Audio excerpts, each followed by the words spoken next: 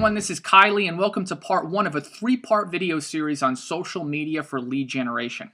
Today you're going to learn how to create Facebook posts that drive to an opt-in page on your website. But before we dive into the actual strategy, I wanted to give you a brief overview on social media in general. Now, the analogy that I like to use with social media is somewhat similar to the environment at a cocktail party. So what exactly do I mean here?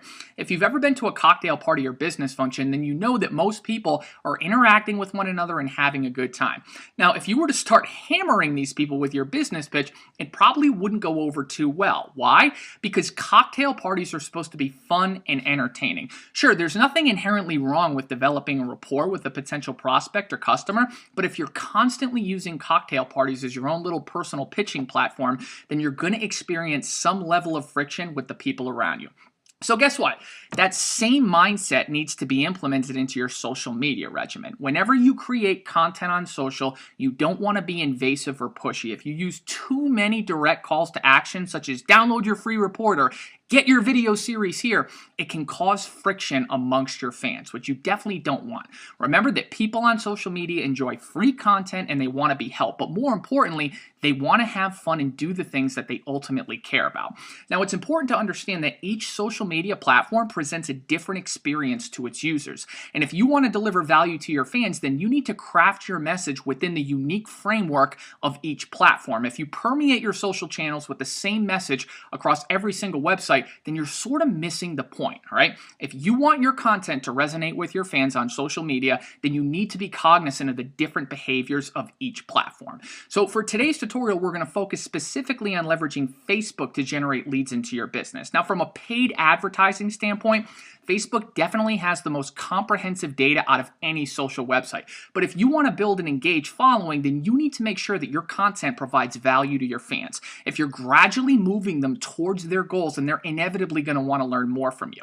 So when creating Facebook posts that drive to an opt-in page, you don't want to be pushy and you want your calls to action to be both interesting and succinct. So today we're going to be breaking down 2 different Facebook pages to see if their posts meet these 3 key points. Number 1 is that you have to provide relevant calls to action in your content. Whether you're posting a status update to Facebook or a video to YouTube, your calls to action need to relate to the core benefits of your content.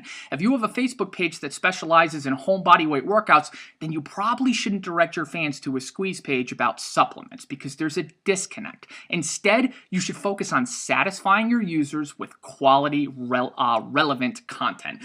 Make sure that they're actually in the market for the products that you offer after they opt into your list, and make sure that you take them to a professionally branded landing page. Number 2 is that your Facebook posts must be validated. What do I mean here? If you simply tell someone to download a free ebook, then they're probably not going to understand why you want them to opt in. Instead, they'll probably want to know why you're not sending them to a free article. And, listen, it's just crucial that you word your calls to action in a non-pushy way, right? It has to be validated as to exactly why they're opting in for the lead magnet. So let me give you a quick example. Instead of asking your social media fans to opt in for a free ebook, you'd probably be better off mentioning that you're hosting a free webinar at some point this week. Why? Because it's common knowledge that a webinar has to have some sort of registration process, and that validates the actual opt-in. This is really critical, especially when it comes to generating leads on Facebook.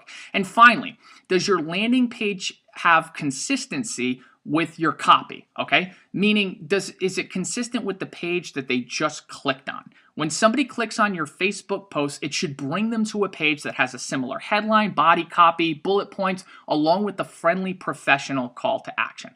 Okay, so let's take a look at an example from Brian Moran's Get 10,000 Fans page, okay? As you can see, he has a really captivating image here with the headline that reads, Build 2 lists at once. Now, for general best practices, question marks are definitely a way to elicit curiosity, and they can definitely increase your click-through rates as long as you don't overdo them, okay? You want to make sure that you use them in moderation. So it seems as if he's hosting some sort of live masterclass at 2 p.m. Okay, good. So let's analyze this squeeze page to see if it meets our 3 points of criteria. First, has he provided a relevant call to action in this content? Absolutely. As you can see, his headline is succinct and mentions that he's hosting a live masterclass, and then the call to action is telling his fans to join him on the live webinar along with a link. This is really congruent in the fact that the call to action is pretty much expanding on the headline of this post.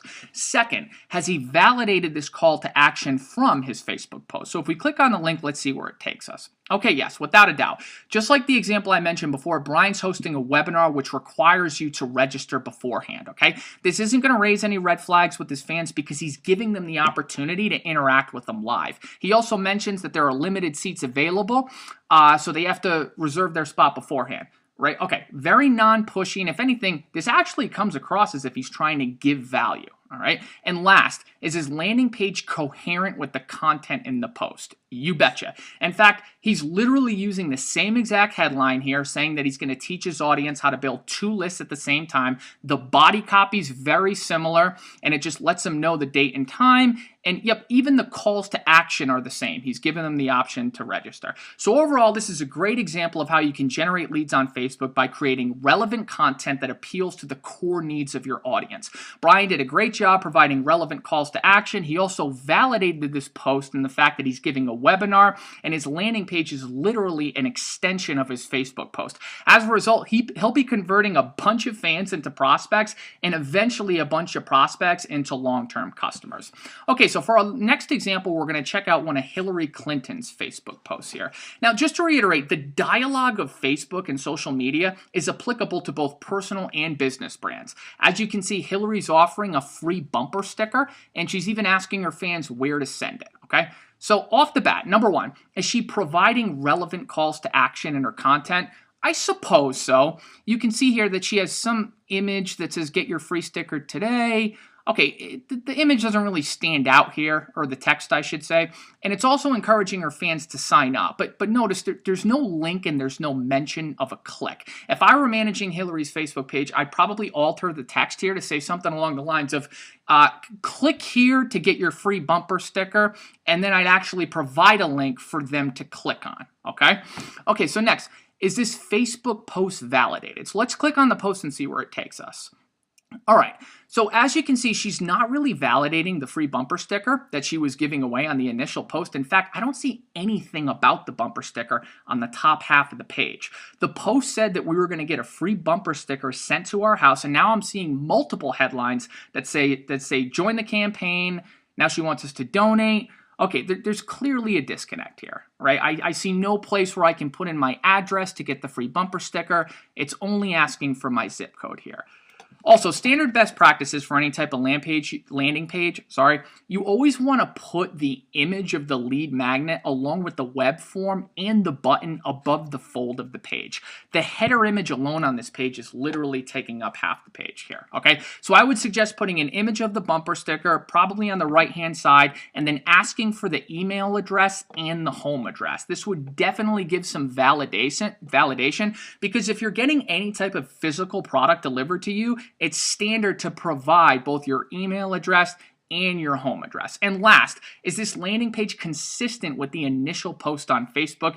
Absolutely not, all right? The Facebook post offered a free bumper sticker, and the landing page is trying to solicit my email address so I can support her campaign, okay? She's also trying to get donations right off the bat instead of immediately delivering on the benefit and the promise. And as a result, the headline, the body copy, and the submit button aren't coherent with the initial post, which could definitely cause some confusion and potentially some friction with their fans. So if I were Hillary, I would minimize this header image here at the top, and I'd have a headline that says something along the lines of, access your free bumper sticker here. All right, there should also be an image of the bumper sticker, right, along with a visible web form that includes both an email address and a personal address. She should also probably get rid of this donate section as well. All right, and whenever you want to garner the email address of your prospect, you want to limit the number of options and steps that they have to take on the landing page. So it looks like Hillary has a lot of room for improvement, especially when it comes to her Facebook posts and landing pages.